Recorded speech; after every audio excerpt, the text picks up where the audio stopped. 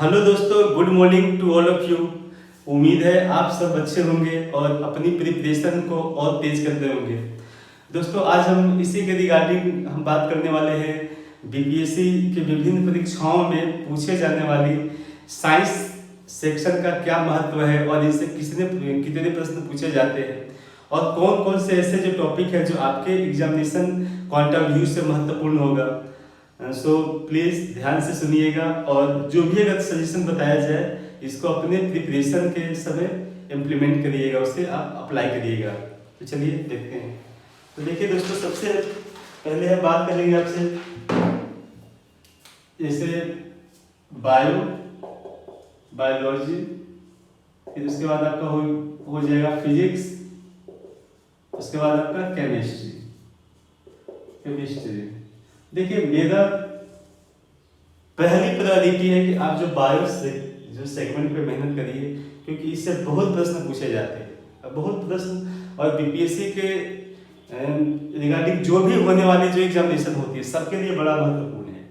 तो आज हम बायो के सिलेबस पे बात करेंगे, कौन कौन से चैप्टर आपको पढ़ाया जाएगा और कौन कौन से चैप्टर आपके लिए ज़्यादा महत्वपूर्ण है, ये भी मैं आपको बताऊंगा। तो देखिए, पहला चैप्टर है आपका, देखिए पहला चैप्टर है डाइवर्सिटी ऑफ लाइफ।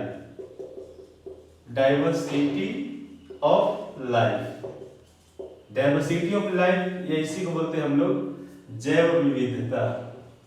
जैव विविधता मतलब देखिए, धरती पे बहुत से जीवों का कलेक्शन है। जैसे हम बात करेंगे इस चैप्टर में, तो देखिए अब तक धरती पे जितने जीव है उसका सिर्फ 0.5% हमें जानकारी मिली है। और ये 0.5% जीव की संख्या अगर आप जानेंगे तो देखिए टोटल 10 लाख एनिमल के बारे में हमको जानकारी है और लगभग 5 लाख प्लांट के बारे में। और देखिए टोटल जो इंफॉर्मेशन है हमें टोटल ओवरऑल जीवों का सिर्फ 0.5%। आप बोलेंगे कि भाई इतने कैसे, तो देखिए रीजन क्या है कि अभी पूरे जो धरती में ओनली 29% एरिया ही स्थल भाग है और इस पे भी बहुत कम क्षेत्र में ही जीव रहते हैं। जैसे मान लीजिए अभी भी अमेजन घाटी हो गया, वेस्टर्न घाट हो गया, या अंडमान निकोबार का सुंदरलैंड हो गया, या हिमालय के जो पहाड़ी क्षेत्र जो बहुत डीप है जहाँ पे मानवों को जाना मुश्किल है, तो इन सब क्षेत्रों पे भी जीवों को, या समुद्र के गहराई में अभी तक जीवों को खोजा ही नहीं गया। वहाँ पे अभी भी देखेंगे कि प्रतिदिन कुछ जीव, जिससे 8-10 जीवों का खोज हो ही रहा है और कुछ जीव धरती से लुप्त भी हो रहे हैं। समझ गए ना? तो इसीलिए हम इसी पे बात करेंगे कि पहला आपका चैप्टर क्या है, diversity of life. Diversity of life में हम लोग पढ़ेंगे जीव का उत्पत्ति कैसे हुआ, कैसे जीवों का क्रमिक विकास हुआ, इन जीवों को कैसे हम अरेंज किए। जैसे देखिए मान लीजिए 10 लाख एनिमल और 5 लाख प्लांट को कैसे आप डिवाइड करेंगे, उनको कैसे कैटेगराइज करेंगे ना, कि कौन सा अलगी होगा, कौन फंजाई होगा, कौन सा प्रोकैरियोट्स होगा, कौन यूकैरियोट्स होंगे, है ना, प्लांटी कौन होगा, जैसे एनिमलिया कौन होगा, ये सारा आपको अरेंज करना है। तो इनके लिए देखिए कुछ साइंटिफिक मेथड है, कुछ जो साइंटिस्टों ने एक अपना थ्योरी दिया है ना, तो उनको हम लोग ध्यान से देखेंगे। तो देखिए एक चैप्टर आपके लिए डाइवर्सिटी ऑफ लाइफ। देखिए ये सिर्फ बीपीएससी के लिए नहीं, लगभग भारत में जितने भी एग्जाम होता है सबका ये एक रीड है, इनसे हमेशा प्रश्न पूछे जाते हैं, diversity of life. Diversity of life के बाद एक और चैप्टर, जिसे हमारा टारगेट है कि इस वीक में 2-3 चैप्टर को कंप्लीट करना है। तो पहले आपका डाइवर्सिटी ऑफ लाइफ हो जाएगा, उसके बाद आपका इसका हो जाएगा कोशिका, सेल या कोशिका। देखिए ये भी बड़ा महत्वपूर्ण है, कोशिका, है ना। ये 9th एनसीईआरटी का जो बायो का जब शुरू होता है तो डाइवर्सिटी ऑफ लाइफ के बाद ये सेकंड चैप्टर है। और इसके बाद होता है टिश्यू, या इसी को हम लोग बोलते हैं उत्तक। तो देखिए हमारा टारगेट है कि इस वीक में 3 चैप्टर को कंप्लीट करना है और इनसे कम से कम आपको 4 से 6 क्वेश्चन आपके बीपीएससी मिल जाएंगे। समझ गए? 2 क्वेश्चन तो यहाँ से मिलने वाला है, सेल से 1 या 2 क्वेश्चन मिल जाएगा, टिश्यू से 1 या 2 क्वेश्चन मिल जाएगा, क्योंकि देखिए टिश्यू में आपको ब्लड भी पढ़ना है, जैसे ब्लड भी है ना, ब्लड भी आपको टिश्यू में ही पढ़ना है। इम्यून सिस्टम में जैसे हमारे इम्यून सिस्टम को स्ट्रॉन्ग करने वाले कौन कौन से जो कंपोनेंट्स है, तो वो सारा आपको टिश्यू में ही पढ़ना है। आपको ब्लड भी पढ़ेंगे, ब्लड सीरम, प्लेटलेट्स, तो इसीलिए ये बड़ा महत्वपूर्ण हो जाता है। तो देखिए आज हमारी प्रायोरिटी है कि जो फर्स्ट चैप्टर है diversity of life, diversity of life के बारे में। तो देखिए पहले ही बताया था कि देखिए जब जीवों की जब उत्पत्ति हुई है ना, तो इसका क्या जो जानकारियां हैं इनसे संबंधित ये मैं बताऊंगा। देखिए सबसे पहले ये जान लीजिए कि हमारी पृथ्वी का उत्पत्ति कब हुआ था। हमारी पृथ्वी का जो उत्पत्ति हुआ था 4600 करोड़ साल पहले हुआ था, और उस समय धरती बिल्कुल आग का गोला था, ठंडा हो ही रहा था, इसमें कोई जीव नहीं थे। लेकिन फिर क्या हुआ कि देखिए जब पृथ्वी ठंडा हो रही थी तो इससे निकलने वाला भाप और ये सब से एक क्लाउड बना। क्लाउड बनने के बाद क्या हुआ कि जैसे बारिश होना शुरू हुआ, और बारिश लगभग सैकड़ों वर्ष तक होते रहे। तो देखिए जब हमारी पृथ्वी बनी थी तो समुद्र नहीं था, मतलब वो एक भूभाग था, ऊंचे नीचे पहाड़ियाँ थी, खाइयाँ थी, उस पर पानी वानी था नहीं। लेकिन जब पृथ्वी ठंडी हुई, ठंडी होने के बाद जिससे वेपर निकला, वही वेपर क्या हुआ, कंडेंस होने के बाद बारिश का रूप लिया, और वही बारिश होकर के आपका समुद्र बना। मतलब सैकड़ों वर्ष तक बारिश होती रही लगातार। अब ये जो समुद्र की जो पानी थे बिल्कुल गाढ़ा था, ग्रेवी की तरह, सब मुर्गा का है ना, मुर्गा मछली का या सूप की तरह वैसे ही गाढ़ा था। इसमें बहुत सारे कंपोनेंट मिले हुए थे। और क्या हुआ कि देखिए बारिश हो ही रहा था, बारिश और बिजली भी चमकते रहता था, तो इनके जो जैसे लाइटिंग के थ्रू जो एक बड़े अमाउंट में ऊर्जा समुद्र में गया, और उनमें विभिन्न प्रकार के जो कंपाउंड से इनसे रिएक्शन किया, और रिएक्शन करने के बाद पहला जो कंपाउंड बना था जैसे यूरिया बना, यूरिया के बाद अमोनिया बना, और इन्हीं सबसे रिएक्शन होते हुए और जो लाइट से फिर पहला जीव बना। तो धरती पे आने वाले जो पहला जीव था उसे बोलते हैं हम लोग प्रोकैरियोट्स या आर्चियोबैक्टीरिया। तो धरती पे आने वाले पहला जीव कौन हुआ? धरती पे आने वाला पहला जीव हो गया आपका आर्चियोबैक्टीरिया, आर्चियोबैक्टीरिया। देखिए अब ये धरती का पहला जीव था, तो ये आपको पता होगा जो पहले जो थे ये उतना सिस्टमेटिक, उतना ऑर्गेनाइज था नहीं।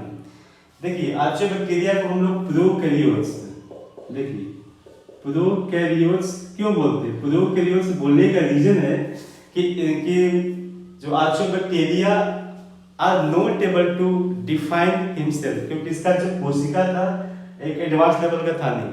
इसके जो कोशिका के जो न्यूक्लियस था, इससे न्यूक्लियस, इसका न्यूक्लियर मेम्ब्रेन था नहीं, मतलब जो न्यूक्लियस का जो एक न्यूक्लियर मेम्ब्रेन या केंद्रक का जो केंद्र की झिल्ली था वो था ही नहीं।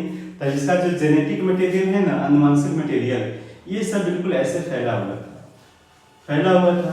तो ये उसका एक सेल का डिफिनेशन पूरा कर ही नहीं रहा था। तो इसीलिए जो आर्चियोबैक्टीरिया को बोला गया प्रोकैरियोट्स।